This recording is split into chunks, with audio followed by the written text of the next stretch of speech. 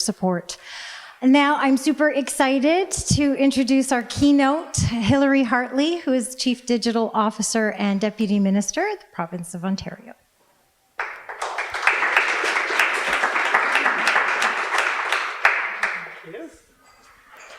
Is this long enough to wander? Excellent.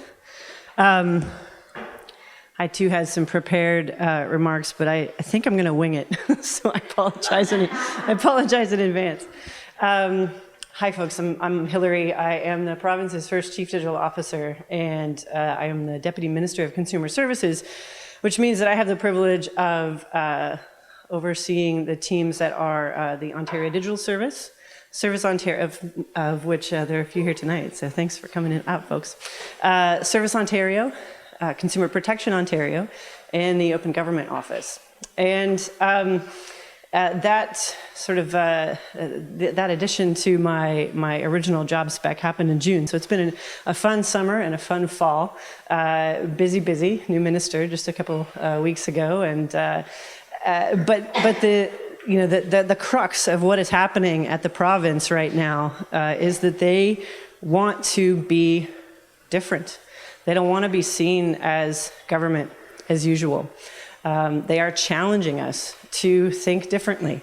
It is kind of a very conservative notion to, of government, sort of run government like a business. And it's not so much that, as much as how can we bring some of the ways that you all who are in the private sector or at nonprofits, wrestling with tight budgets, how do we bring some of that mentality, some of that think fast, some of that just start?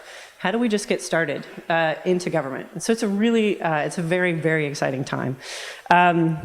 Like the prior speaker, I won't pretend to be an AI scholar. I know this much about AI. And I also know that lots of things are often conflated into AI. So whether we're talking about natural language processing, or whether we're talking about robotics and automation, or sort of any number of things, you kind of talk about AI in general. It feels a little bit like how folks talk about digital. I hate the word digital, honestly. It's too limiting because people think, oh, you're just doing the computer stuff. When we first got started in the US, I came from the US, I helped build a team there. It was kind of nice to be in disguise, honestly, to be sort of the change agents, but we were just the computer people. So it's easy to ask the computer people for help. But then you're able to kind of sneak in and really widen their perspective on what you mean by digital. Yes, it means we'll probably deliver something that ends up on here, hopefully, and on other devices as well. But it also really fundamentally means that we are, going back to how I started, we are changing how we approach getting to the outcomes that are in front of us. We're trying to, ask folks, I know we've always done it this way, but do we have to? Do we have to do it that way? And if so, show me, in the legislation or the regulation or whatever it is, show me, and then maybe we can figure out how to change that. But digital really is, it's about how do we deliver in the internet era, where all of your expectations have absolutely raised, gotten extremely high over the past few years, where not only can, I buy a book online. How long was that the example that everybody went to? Everybody needs to be like Amazon. We can buy books online now. But you can do anything online now. Literally almost anything. And government, because we are here for the people, and we are here 7/24, and we need to be here 7/24. Government can no longer sort of be an exception to that. We have to be trying to keep up, trying to be on the forefront, trying to experiment and push ourselves to ask those questions about how do we approach this thing differently. We're in the service delivery business. And so how do we deliver services effectively focused on you, focused on the people of Ontario? Our digital action plan that we released in February is called Start with Users, Deliver Together. And to me, Whether you like that word or not, users, we wrestled with it. But people are really at the heart of what I'm talking about when I talk about digital transformation. I just touched my chest and forgot that I even had this pin on. Users first.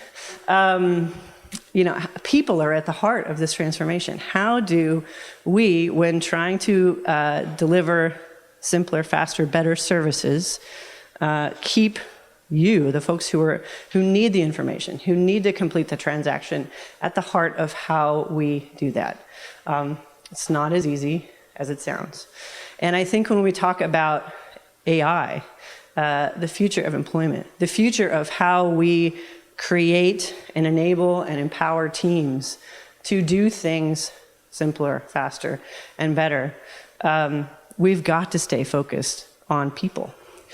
So that, I think, is my challenge to those of you wrestling with what are going to be some pretty hairy, thorny decisions, not just in terms of how you may be implementing NLP or automation or any number of things. And if you're in the service delivery business, if you're not investing in one of those areas, you're already behind, and you should be. But how do we wrestle with those hard questions of keeping people at the center of how we move forward with those strategies? Because at the risk of offending anyone, people are dumb. I'm dumb. I have made I have made so many decisions out of convenience, because it is so easy to get what I want from this thing. And some of that is destined to come back and bite me in the butt. I think we have to be thinking about privacy. We have to be thinking about the breadth of data that we have access to and are creating. And we have to do that with each and every one of you at the center of those decisions. So that's my challenge. That's my challenge when I talk about digital, when we talk about digital first at the province. And I think as we talk about any of this future proofing of our services, of our programs, of our products, we have to do it with people at the center. So thank you for being here tonight. Thanks for wrestling with some of these hard questions. And thanks to the experts that are going to be up here, schooling myself and hopefully some of you as well, because we need your big brains helping us wrestle with these questions. They're important questions. I put a challenge out to my team last year because I very much believe that if we're going to be a digital first organization, we also have to challenge ourselves to try to be more open and transparent, using open source, open standards, open data. And I think that that's going to be a huge factor in the AI algorithm conversation. So I put a challenge out to my team to try to do one project in the open from start to finish, open source this year. I think a similar challenge when you're talking about whether it's NLP or automation or any number of things. Take a look at what your organization does. Choose one thing that you hate to do, honestly, and automate it. Start with something simple. Find that one thing that would be an easy win, so to speak, an easy thing to strip out and start to play with it. Start to understand what's involved, because you're absolutely going to learn. You're absolutely going to stumble, probably, and all of those things are just going to make this whole conversation better and go forward. So thank you again. Thanks, Franca, and I look forward to the panel.